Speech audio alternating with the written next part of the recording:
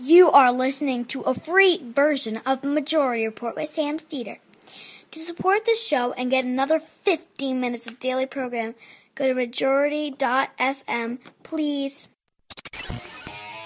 The Majority Report with Sam Steeder. It is Monday, April 30th, 2018. My name is Sam Steeder. This is the 5-time award-winning Majority Report. We are broadcasting live steps from the industrially ravaged Gowanus Canal in the heartland of America, downtown Brooklyn, USA. On the program today,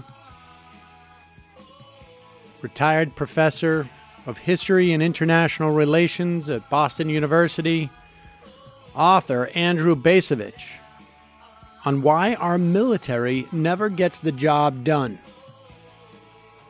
Meanwhile, John Bolton says North Korea could be the next Libya.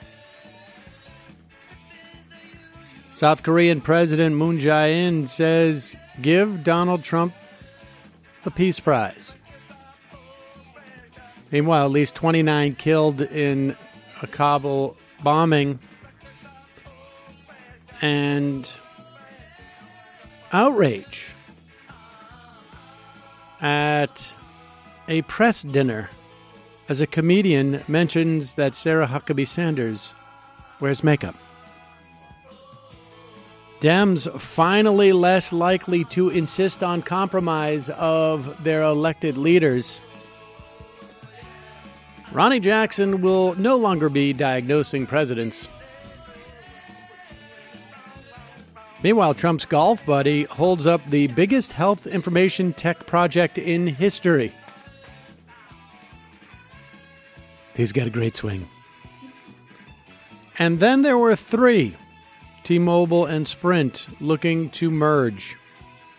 And lastly, Milo Yiannopoulos' conservative welfare ends upon the initiation of a work requirement. All this and more on today's program. Yes, ladies and gentlemen, it is Monday. And, of course, over the weekend, there was a horrible outrage. People were incredibly offended by what was said in a more or less public venue. And, of course, I'm talking about Donald Trump. So today, on behalf of the United States, I want to thank every Olympian and Paralympian. So today, on behalf of the United States, I want to thank every Olympian and Paralympian. Paralympics was so incredible. That was just incredible. All right, let's try that one more time. It's my new Kanye effect. What, would we play two of them at the same time? That'll really help our mental health. So today, on behalf of the United States, I want to thank every Olympian and Paralympian. And that was just incredible. And what happened with the Paralympics was so incredible and so inspiring to me. And I watched. It's a little tough to watch too much, but I watched as much as I could. It was really fantastic, and I want to thank you. It was a little tough to watch too much. He does deserve the Peace Prize. I mean, the idea that is not what every op-ed and reporter is talking about as being offensive on this Monday is just mind-boggling. You ever hear of too much of a good thing? It's like the Paralympics. Nothing better aside from the fact that his off-the-cuff remarks are just like, it was incredible, and it was really incredible. And then he just immediately goes, but I was disgusted. I don't know what I said. I don't remember. Yeah, there you go. I mean, that's really stunning. That's one where you want, okay, we've seen the president say it. Let me see the reverse angle on the real human beings who are there, aside from, the only other person you can see react to it is Mike Pence, and whatever halcyon he's taking or whatever it is, to keep his himself expressionless, except for looking like sad. I mean, it really just unbelievable, this guy. And He's a really bad person. I mean, obviously, we're going to talk about the White House Correspondents' Dinner because it's a slow news day, and we'll talk about it in the fun half, frankly, and just the outrage of these emanating from conservative whiny-ass TD crybabies, frankly, is ridiculous and laughable and worth mocking in and of itself. But the idea that the president is this guy is, I don't know, it's unbelievable. Folks, I don't know if you are a social butterfly like Michael, let's say, who maybe occasionally needs a recovery after a night out. I'm not saying anything, but maybe if you took a couple of those packs over there, you would show up for work a little more, Let me tell you, often in the morning. Let me say real quick. So first of all, I mean, obviously, no, I won't be showing up to work more often, but I have taken those on a couple of occasions, and they've helped quite a bit. Okay, so this is what I did when I went to Vegas. I brought a couple of these because I know that I may indulge slightly in drinking too much. But, of course, it's also great for traveling if you want to avoid jet lag or altitude sickness. And if I ever decide to work out, I'm sure that it would be helpful in replenishing and hydrating after that. Liquid IV is a non-GMO electrolyte drink mix. It's vegan, free of gluten, dairy, and soy. It provides the same hydration as drinking 2 to 3 bottles of water, faster and more efficiently than water alone. It's a powder. You pour it into your water.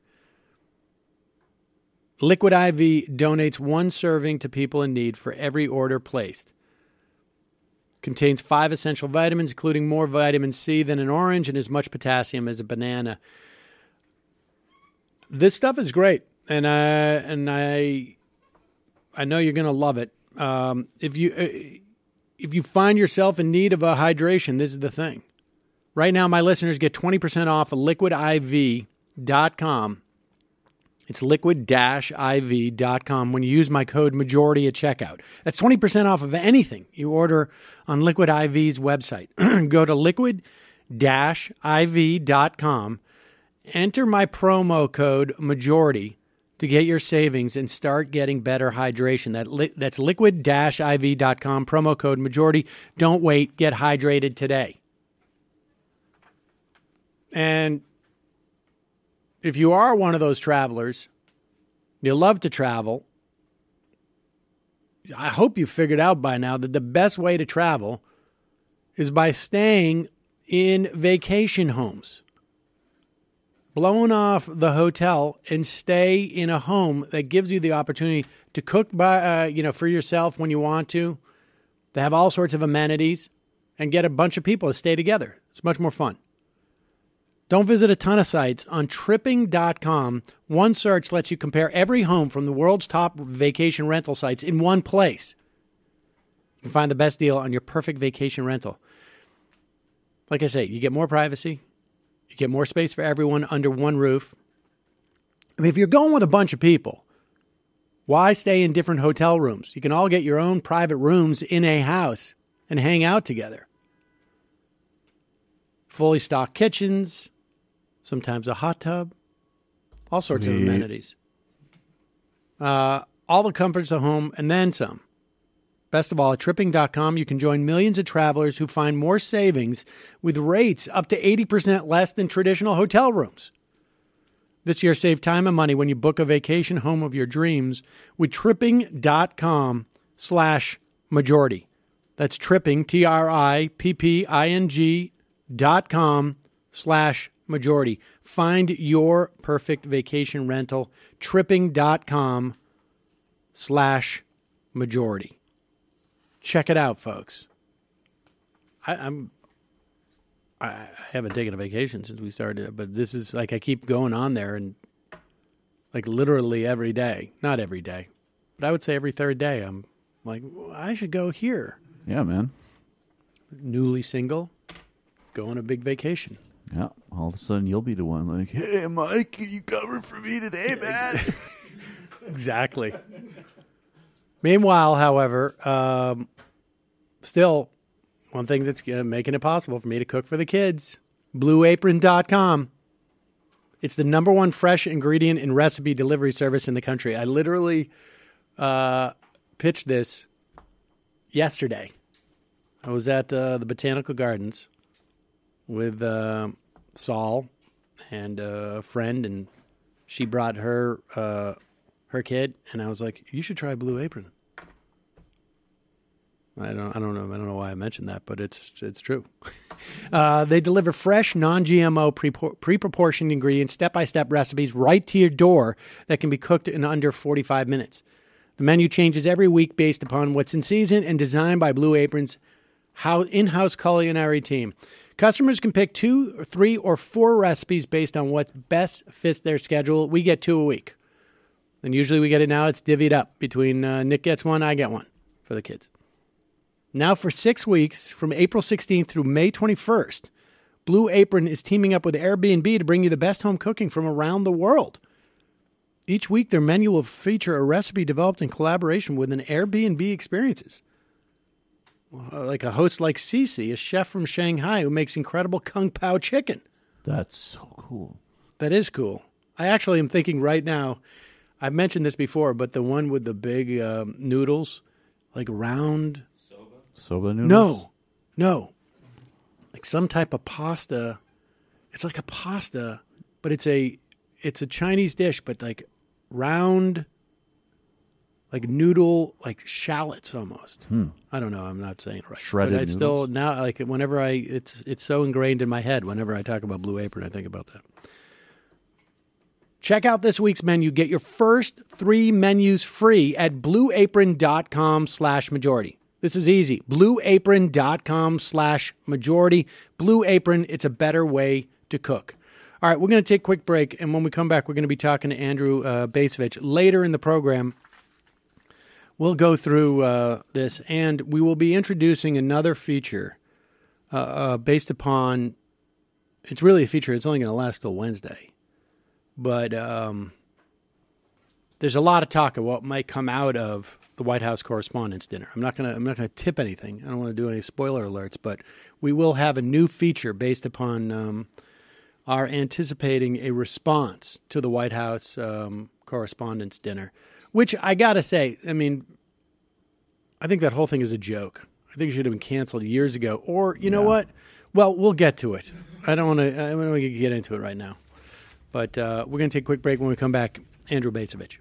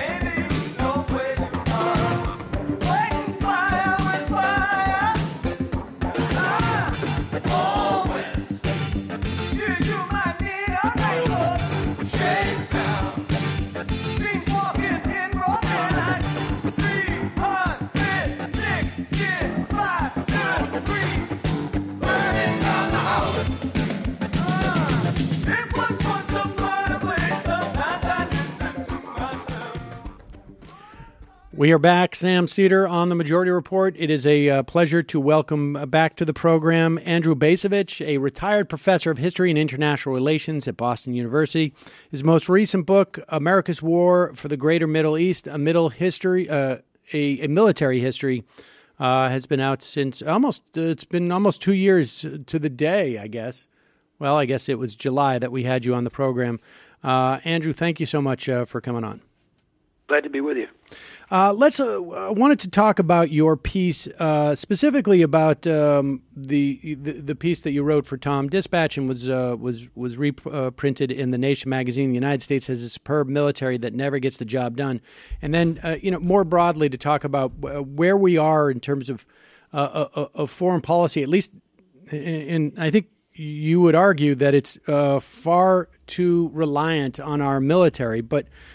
Before we get there, what do you mean by a superb military that never gets the job done? Well, I mean, the purpose of going to a war, to any war, is to accomplish vital political objectives that can't be accomplished in any other way. That is to say that the resort to force ought to be the last choice available. So we made a choice. We made a choice after the end of the Cold War to place greater reliance on military power as something to be put to use, not simply to be held in reserve for purposes of defense or deterrence. And I think that the impact of 9/11 affirmed that inclination. And so the George W. Bush administration declaring a global war on terrorism, that was their phrase, set out to transform large parts of the Islamic world so that those places like Afghanistan would never again be the source of terrorist attacks directed against us. And we've been pursuing this purpose not only in Afghanistan but also in Iraq, in Somalia, in Libya. And elsewhere ever since, with no evidence of achieving our basic declared objectives. And it seems to me that means we don't win. We may have a great military, but it doesn't win, and therefore there is something fundamentally wrong that ought to be a concern to citizens. I want to get into the 7 principles that you argue define what you say the prevailing military system of the United States, but where is the delineation? Because as you you use the term military system, and I think maybe that's the sort of the key of this. But where is the delineation between the military as simply a tool, and then the civilian leadership making a conscious decision to use it in a different way?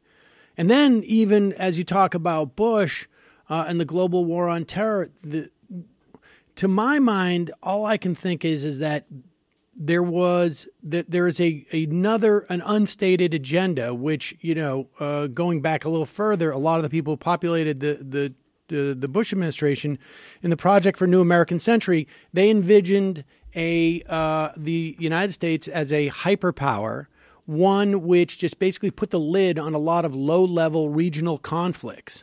I mean, and in some ways, that is what it seems to me is the global war on terror. That's not really that the global war on terror is just a pretense to sort of try and just keep these small conflicts, going but not exploding around the world. What's your take on that?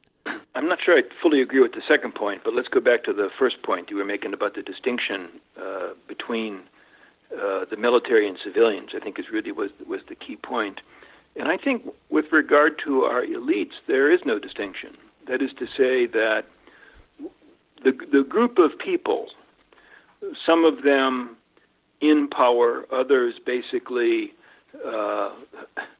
either commenting on power or hoping to become part of the power structure, has become thoroughly militarized. Now, the process of imbuing the establishment with a military mind view certainly began during the Cold War, took root during the Cold War. But remember that the overarching purpose of the American military during the Cold War was to avert war. It was to make sure World War III didn't happen. Now, lesser wars did happen, Korea, Vietnam being the two largest examples, Vietnam being the most instructive example of what can happen when you put the military instrument to work where it's inappropriate. But nonetheless, as long as the Cold War continued, the idea was we're doing what we're doing.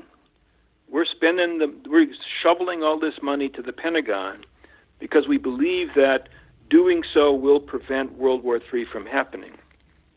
Cold War ends, prospect of World War III now rapidly diminished, and that's where I think that civilian elites at this point already militarized began to revise their thinking about the purposes of military power. And I think Bill Clinton actually is an excellent example of that. You know, here we have a guy whose track record as a young person was decidedly anti-military, went out of his way to avoid service in Vietnam. And yet when he becomes president, we see this extraordinary pattern of military interventionism, whether we're talking his escalation in Somalia back in 1993, incursion into Haiti, the Bosnia-Kosovo conflicts, his willingness to launch airstrikes, whether against Al-Qaeda in Afghanistan or against Saddam Hussein as part of the effort to keep Saddam Hussein, quote-unquote, in his box. And I think that the Clinton period illustrates this basic change in thinking about what military power exists for. And what it exists for now is it becomes an instrument, we think, Clinton thinks, others think, it's an instrument to solve problems. So I think that's a key point.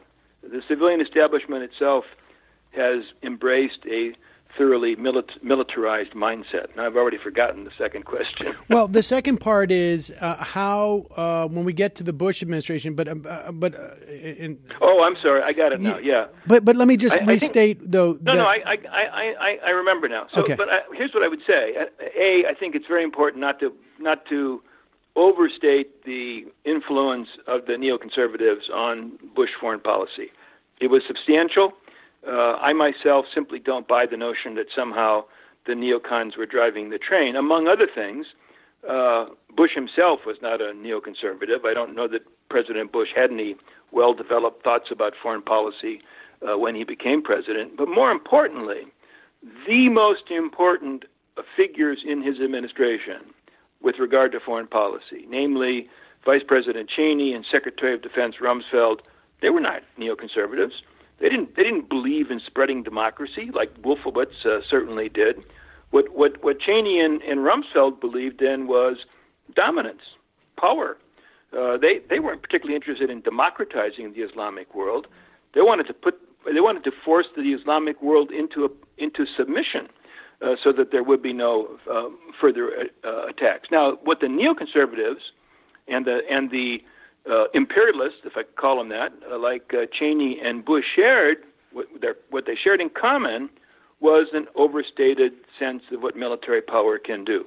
They both thought that military power was the key to achieving primary U.S. objectives. That was a fundamental error on their part, and we saw that fundamental error manifest itself, of course, after the 2003 invasion of Iraq.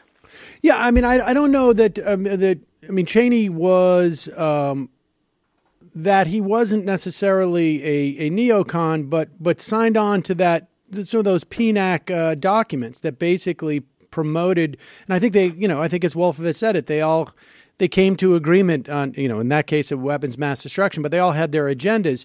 But like you say, there's an overlap between these sort of neo-imperialists and these neoconservatives in the sense that, maybe one tells themselves another story about why they want to be imperialist, because they're doing good, or spreading democracy, and the other one is just I want access to what's there. Or I want to prevent other people from having access to what's there. But that the idea was that their agenda was such that there has been this shift in the way that these people. But I guess. And I guess to a certain extent you've answered that in that they perceive themselves as part of the military anyways, that the distinction of the military being becoming just another tool in the toolbox as opposed to... But the preferred tool. Right. The best tool in their view, the tool that, if employed, would necessarily achieve the purposes that they wanted to achieve. That's what and that mindset, which again I think emerges from the aftermath of the Cold War, was very prevalent in the upper reaches of the George W. Bush administration, regardless of whether we're calling these people neoconservatives or not. Right. I mean, I only brought up PNAC because that's where this vision of the hyperpower and these low-level conflicts around the world was expressed, maybe in other places, but that's the one where I was aware of it. But that's also what Donald Rumsfeld came in on day one and was like, we're going to refashion the military to make it basically like a little bit easier to use in some way, to make it a little more flexible. Absolutely. On that point, Rumsfeld viewed the military itself as the problem. That these stodgy old generals and admirals who still believed in big armored divisions and huge aircraft carriers, from Rumsfeld's point of view, those guys simply didn't get it. They didn't get that the nature of war was changing rapidly, and that therefore, for the United States to exploit its military advantages that it had inherited as a result of the end of the Cold War, there needed to be a radical redesign of the American military. And on that point, in some respects, part of Rumsfeld's agenda was to see the Iraq War as the instrument that would promote that internal transformation. That by achieving victory in Iraq, that would help break through the resistance of the admirals and the generals to his reform agenda. But of course, when the war didn't turn out the way he thought it was going to be, then his reform agenda went down the toilet. But did it? I mean, it seems to me that the reliance on drones, that the elevation of of JSOC and special operations was at least in part of his vision. And I think that's fair enough. In part, that is true, but it was not part of his vision for the United States to be engaged in wars in unimportant places for year after year after year after year, and that's what we've got. And before we go into those 7 principles, because it really, I think it's really important to understanding your argument here. But I should also ask too, was that Rumsfeld? And maybe I'm just restating it, but it was not just that his perception of the nature of war was going to change, but the value of war was going to change. The value to the United States was going to change. Right. Yes. Right. It would now become something that we could use, and we could use frequently, and we could use it with minimal risk. That a reformed American military would be able to achieve results quickly, efficiently, and economically. And let's recall that as Operation Iraqi Freedom unfolded in its initial weeks, that seemed to validate Rumsfeld's expectations. You know, the U.S. forces got to Baghdad in no time whatsoever, overthrew the Saddam Hussein regime. U.S. casualties were low. At that point, non-combatant casualties were low, and it looked like a great victory. Indeed, it looked like a victory with transformative implications. Unfortunately for Rumsfeld, the war didn't end when Bush declared mission accomplished. Indeed, the war was only beginning, and the war that then ensued through 2004, 2005, 2006, and so on, was a war that basically undermined the reform project that he represented. All right, let's take your 7 principles, and if we could, I'd like to go with the 7th first and work our way down to the ones that you think is the heart of the matter. And just starting with principle 7, the seventh being that our military system invests great confidence in something that you call the military profession. What do you mean by that? Yeah, I think first I should explain what I mean by that phrase, military system, because I don't think I don't think that phrase is commonly used, at least in the way I intended it. And my basic argument is that there are a set of habits or practices that are rarely examined, but that together explain why our military is constituted the way it is and why it's employed the way we employ it. These are things that predate 9/11. This is not something that just happened. And one of those aspects is the notion of a military profession. That is to say that there is a separate class of people who have acquired great expertise in understanding and conducting war, and that the rest of us who are not military professionals ought to defer to members of the military profession when it comes to matters related to war. That they know things we don't know, and therefore they should be allowed to exercise great authority, either in designing forces or in employing them in wartime. I mean, basically what we're talking about is the admirals and the generals that are at the top of the heap, the 3 stars and the 4 stars. And so what is dangerous about that? I mean, is it a function of it creates incentives that may be misaligned with how we want to how willing we are to use the military?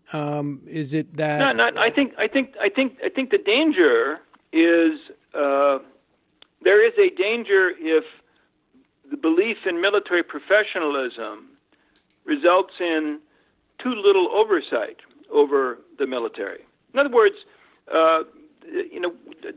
surgeons undergo extraordinary training in order to be able to do what they do in operating rooms, and we have some amount of confidence when we choose to submit to surgery that the person who is going to cut us open, that he or she knows what they're doing. We probably consult. We probably get second opinions. And when that surgery is done, if it doesn't come out the way it's supposed to, we sort of get angry and say, what the hell's going on here? We demand accountability. And I think the same thing ought to apply to members of the military profession. Again, here we are in 2018, and the United States military, in my estimation, since 9/11, hadn't got it done. Therefore, the people in charge of our wars, the admirals and the generals, there ought to be some effort to insist upon accountability. And I'm simply suggesting that it's time for us to ask, are we choosing the right people to run our wars? Are we developing them? You know, by the time you get to be a 4-star general, you've probably been in the military for 26, 28, 30 years. Is that experience properly preparing these people for the responsibilities that they're going to exercise? I think that it's past time for us to scrutinize the performance of our senior military officers, and therefore to come to some determination that maybe it's time to have reforms so that they perform better than they have been over the past 18 years or so. I mean, I guess this is part of the dilemma of the professionalization is like, how would we go about doing that? I mean, because it seems to me is this a civilian?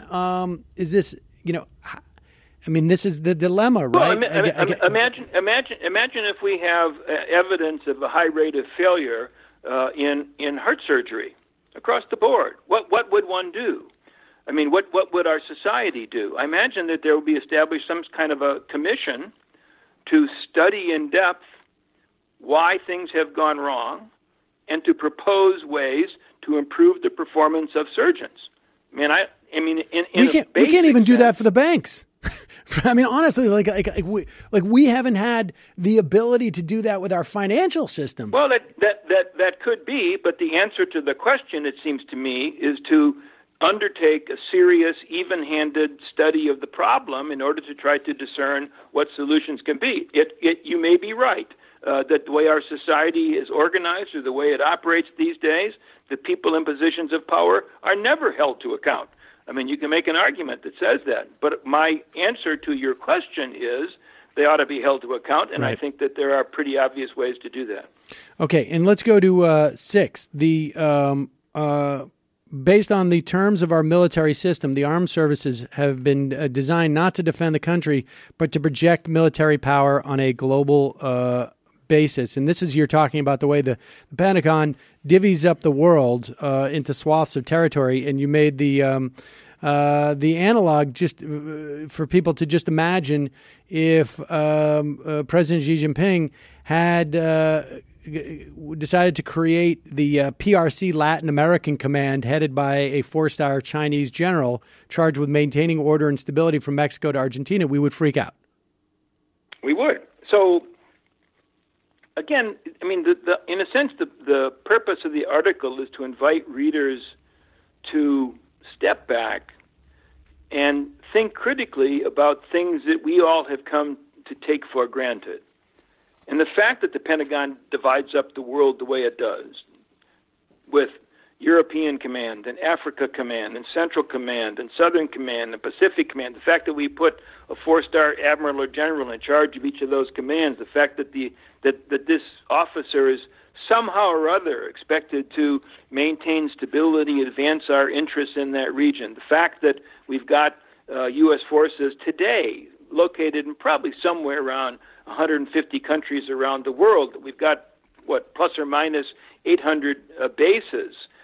All this is taken for granted, and it seems to me that it's time for us to ask seriously, does this work?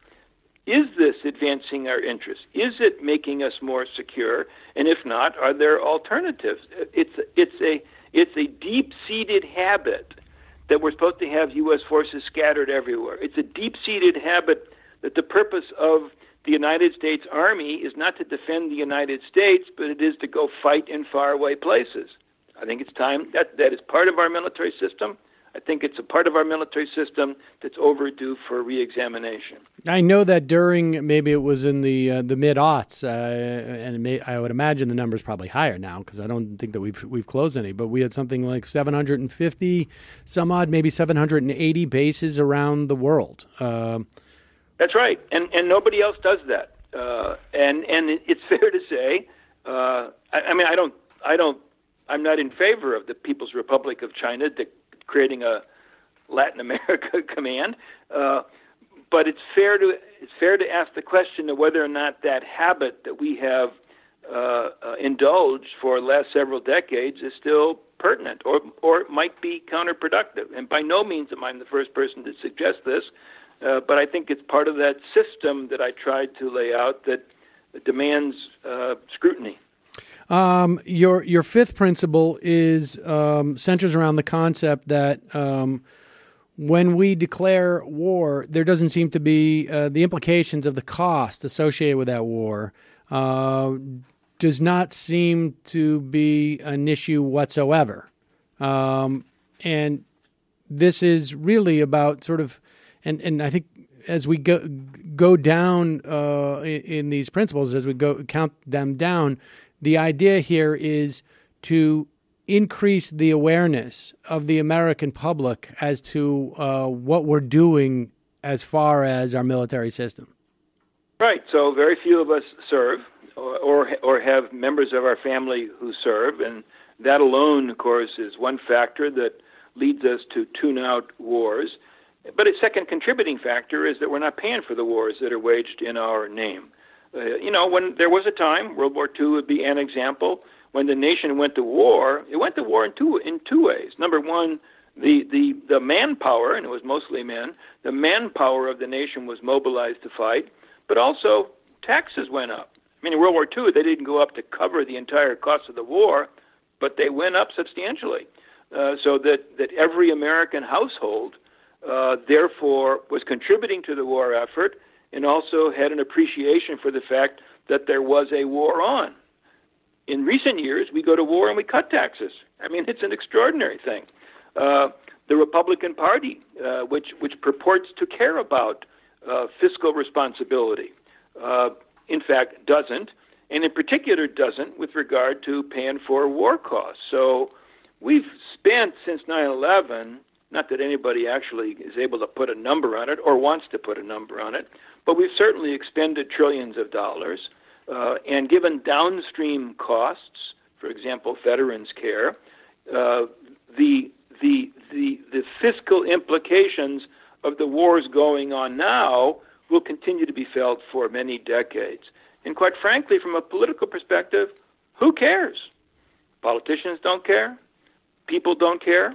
But that has become part of our military system, that we go to war and we ignore the fact that these wars are costing a lot of money and that somebody someday downstream is going to have to pay the bill. I'm required to just put an asterisk here and say that I have a slightly different perspective on our ability to absorb cost. But I agree with you totally that the absence that there's a very good use of taxation is to make people conscious of priorities.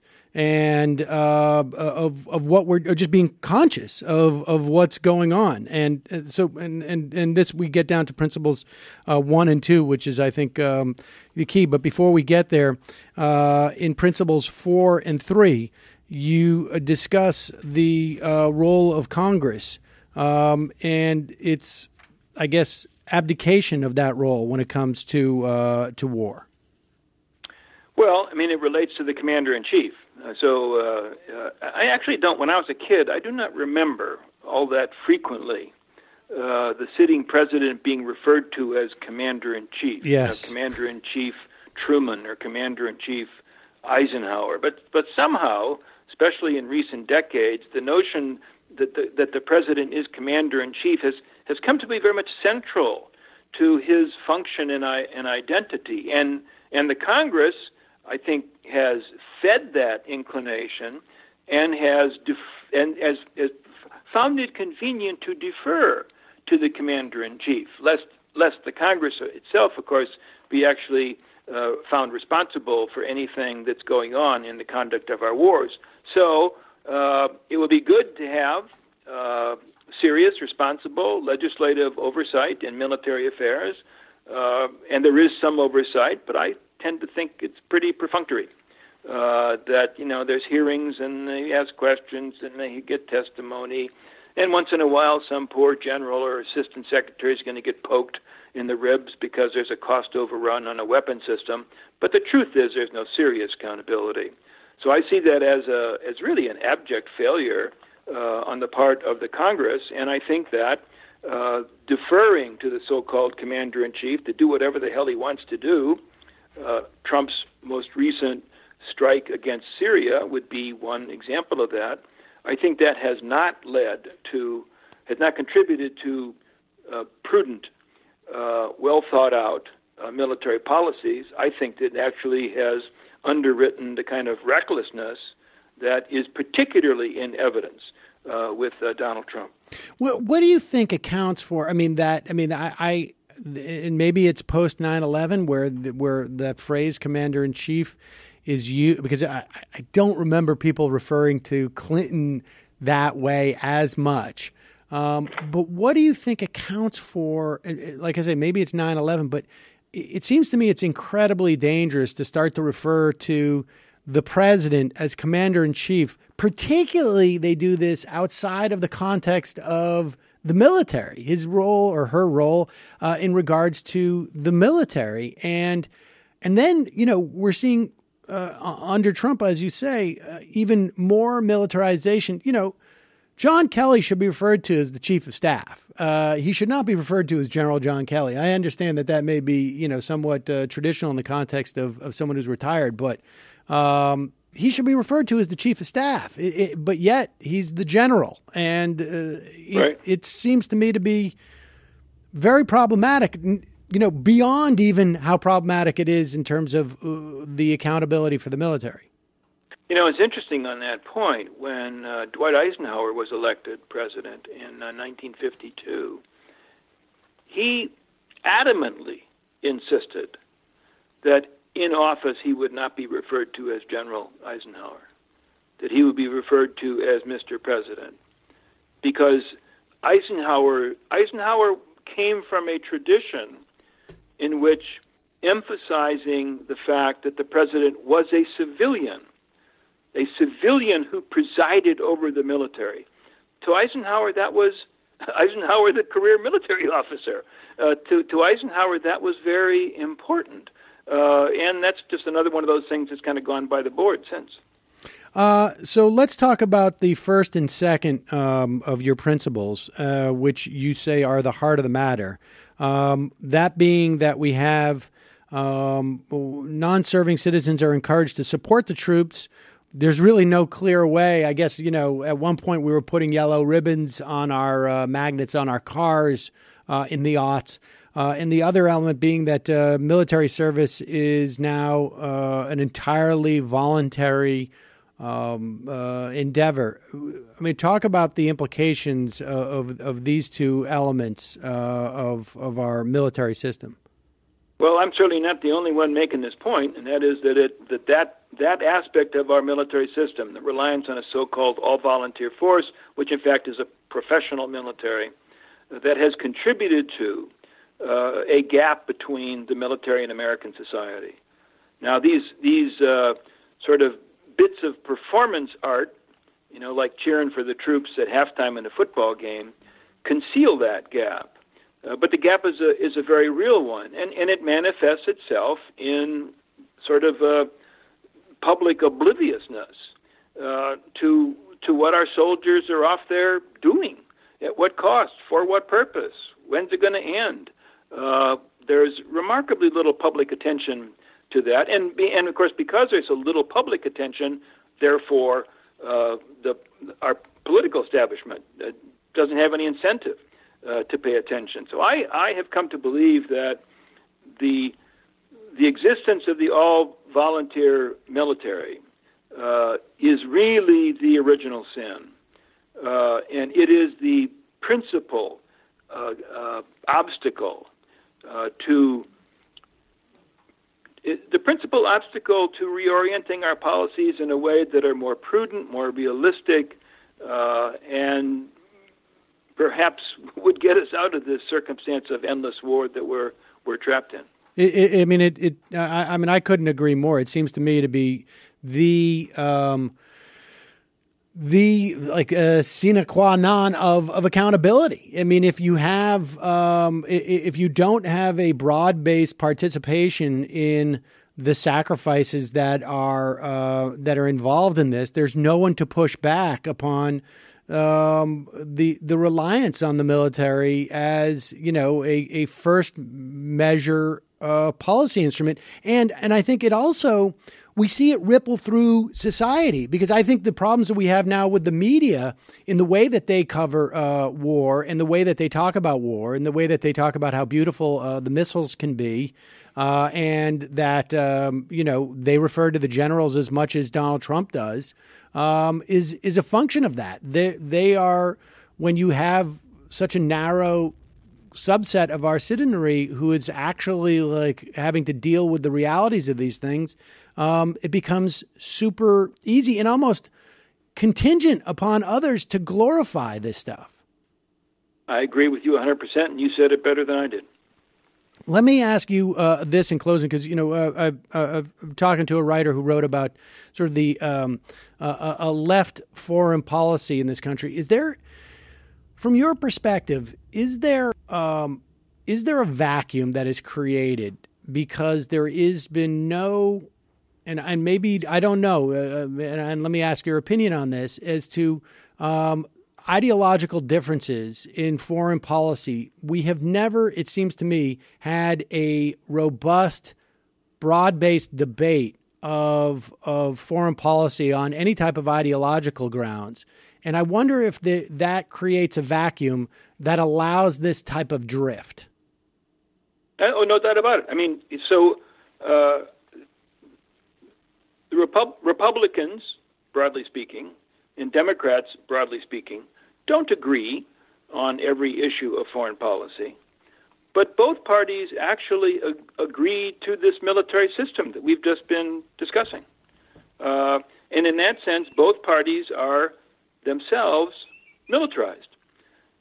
What we need is one party that believes adamantly in military power, thinks we should be the strongest military power in the world now and forever, believes in using war to achieve our political purposes, and we should have another party that believes just the opposite, that it may not be called an anti-war party, but it needs to be a party that is highly skeptical of what military power can do.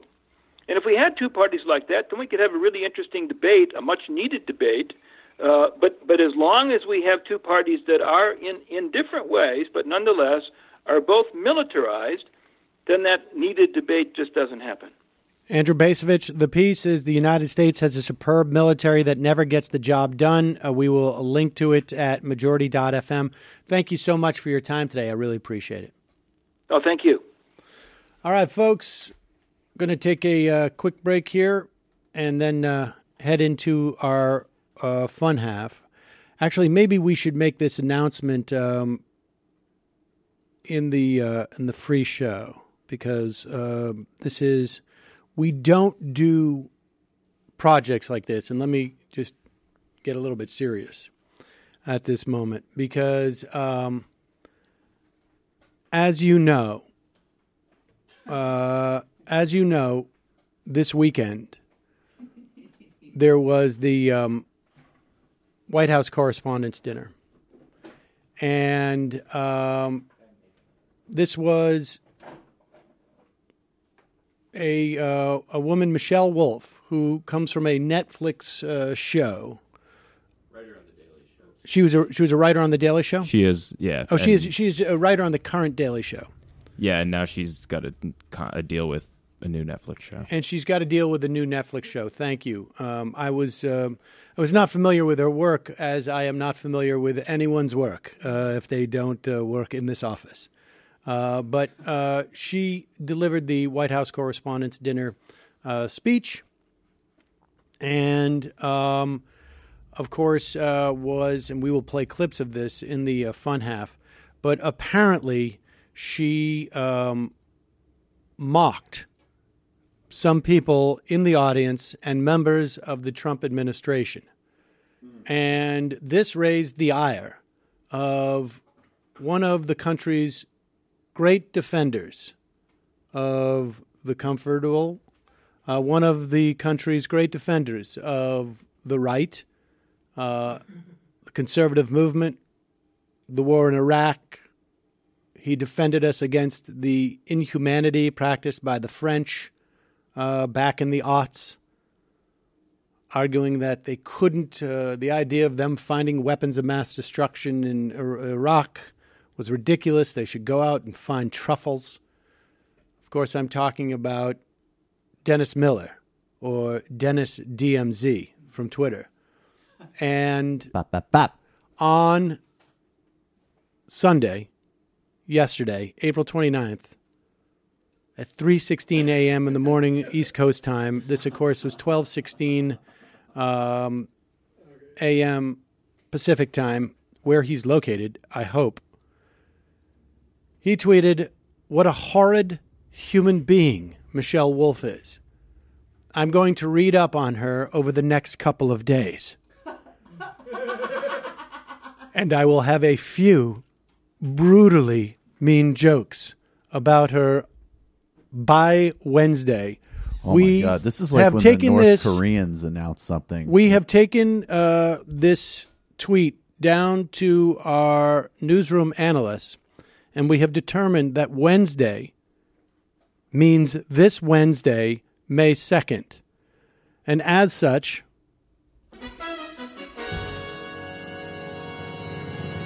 we are introducing our countdown clock. We are 1 day, 23 hours, 3 minutes, and 44, 43, 42, 41, 40, so on seconds. From Dennis Miller's few brutally mean jokes about Michelle Wolf. Now, I've heard that these jokes may include a reference to the 1980s version of The Equalizer. There's a possibility of a Karen and Goodfellas reference. as well as some overlap with the Nancy Pelosi material. I mean, that is going to be one of the big questions, and we'll leave the clock sound up under our analysis of what we can expect in an hour, a day, 23 hours, 3 minutes, and now 2 seconds. So we're right on the verge of almost being, yes, we are now officially 1 day, 23 hours, and 2 minutes away, plus seconds from the release. Now, I want to be clear here on one thing about the clock. Just get a little meta, if we could, before we get back into the analysis of what we anticipate for the brutally mean jokes. We have determined, and let's just turn the seconds down just a little bit. We did not know if Dennis Miller was referring to Wednesday, that being 12 a.m. in the first hour of Wednesday. So what we have done is we have split the difference. We have assumed that it will be noon Eastern time that we are designating Wednesday. We don't know, and we, of course, have a team of reporters on it now. It's part of dealing with Miller. I mean, the explosiveness, the unexpectedness. You don't know whether there's going to be a sort of, teacher having sex with students from the 1990s reference. We don't know, again, is it going to be Scorsese-based? Is it going to involve a Roman reference that's inappropriate, in fact, to the context of the joke he's attempting? These are the types of things that you can't game out with a guy like this. It's very difficult. It's very difficult. So we've split the difference. We have a team of reporters who are trying to find out if we have a more specific time, but we're going to go with this as the countdown clock. The question is what is it? And I want to, can we bring his tweet back up for a moment? And I just want to... we bring the tweet back up on the big board. Okay, so I want to try and underline, and if you could, Matt, if you could just highlight for me with your, I want you to highlight over the, read up on her over the next couple of days. I don't know if you can do that. We got to get our tech people back up on the big board. So read up on her over the next couple of days. So Miller's not going to be shooting from the hip here. No, this is a pro. This is a guy who's going to dig deep. He's going to get some real stuff, and he's going to deliver it. This isn't going to be we're not going to hear stuff about her like it's going to be, unless he's going to read up about her hair. Right. Say. I was going to say, I mean, you might think, hey, she's a stupid, frizzy-haired comedian with a voice I find annoying. Might be, by the way, her own material. So that would be an easy lane for Miller to go. But I think we're going to get deep. We're going to get, she's annoying, has frizzy hair, was mean to Sarah Huckabee, and has a Netflix special. I think this is the type. I mean, and it's interesting that he's actually kind of releasing trade secrets on this, which I think should add. If I'm Michelle Wolf right now, I'm going to be really wary. All right, I'm going to pull something up here, and if we could, I'm going to try and bring this up. All right, here it is. Okay, because this is what I think is going to be pretty key. Let me see if I can't send this to Matt right now, because there's a couple of things I want you to think about. He may be doing some writing. See, Matt, let's see if you can pull this up on the big board here for me. This is an image. And contemplate this for a moment. He's going to be doing some reading, so I know we're going to get some very deep stuff. But here is Michelle Pfeiffer, not Michelle Wolf, but Michelle Pfeiffer from the movie Married to the Mob. Now, this is a movie that came out in 1988, so this is ripe. This is right in his time zone. This is right in Dennis Miller's his cultural reference time zone. That's this right. is in his reference wheelhouse. Now, it may be a little bit too leaning forward in terms of its ripeness, but it's more or less ripe. But I want you to compare her hair with that of Michelle Wolf's. Do we have a picture of Michelle Wolf's? Can we bring up a picture of Michelle Wolf? Because I think what you're going to find is that it is similar enough that he could be saying something, and I don't want to, get out in head because look at that, right? I think the joke pretty much writes itself, and if you can put in a reference to Cicero here, you're really on the money. I sense if the question is when he builds his columns, right? His A-B column, Michelle Pfeiffer, Married to the Mob in one, right. Michelle Wolf in the other. She's got the hair, wanted to see what was going to happen. And then maybe, I think it was one of the Baldwin brothers in The Thing.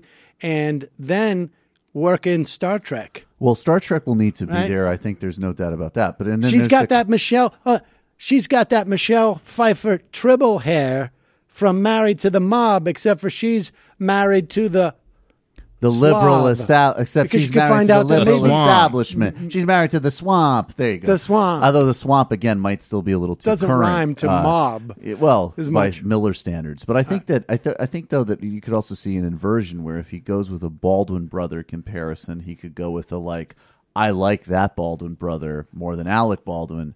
Just like I like Pfeiffer in the mob movie more than I like Michelle Wolf. right. The classic Miller bop, bop, bop inversion. Right. Oh, that's good. Well, I guess, look, we have a day, 22 hours and 57 minutes now and 46, 45, 44 seconds to think about this more and to prepare ourselves. And if I'm Michelle for the big Wolf drop. right now, I'm on Wikipedia looking up, who is Dennis Miller. Maybe I'm looking at some clips that perhaps we have done where Bill O'Reilly stares blankly depressed and bloated into space. Well, Dennis Miller makes those very same We've got to Star check Trek on references. her tweets. We're going to need to see what, because I'm going to imagine she feels a lot of pressure about this. But we've got people, folks in our newsroom downstairs are looking at what possibly could be the reading into Michelle Wolf that he is doing. And so we will try and bring this up and present this tomorrow to get a sense of where we think some of these jokes are coming from.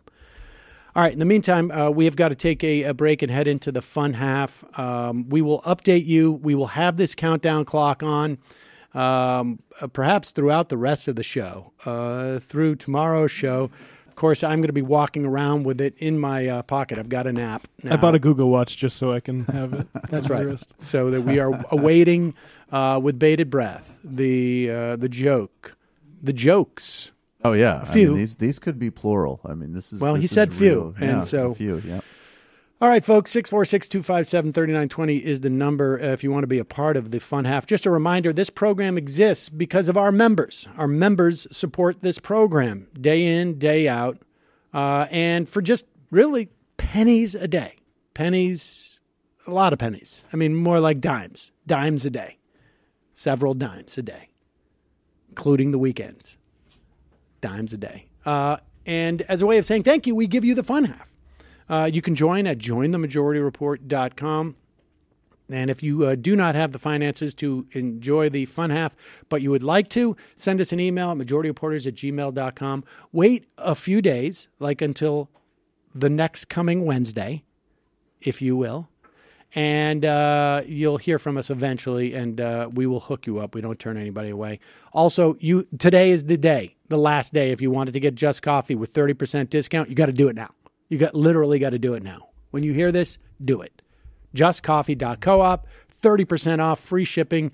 Go and check it out. Also, go back, check out our sponsors today. We had some good ones, Blue Apron, Tripping, Liquid IV, all products that I haven't used Tripping yet, but I plan to. I just need to take a vacation. And also, don't forget, tomorrow night is Tuesday, which means that tomorrow night will be TMBS. The best way to prepare for tomorrow night's The Michael Brooks Show is to go back and listen to last week's by subscribing at iTunes or checking it out on our YouTube page. But either way you do it, best to subscribe to iTunes, and then you have the opportunity of listening to it and then going and viewing it. All right, 646-257-3920. We'll be back in just a moment. Oh, also, don't forget to check out Jamie's Patreon page, patreon.com/Antifada. Check it out. All right, here we go.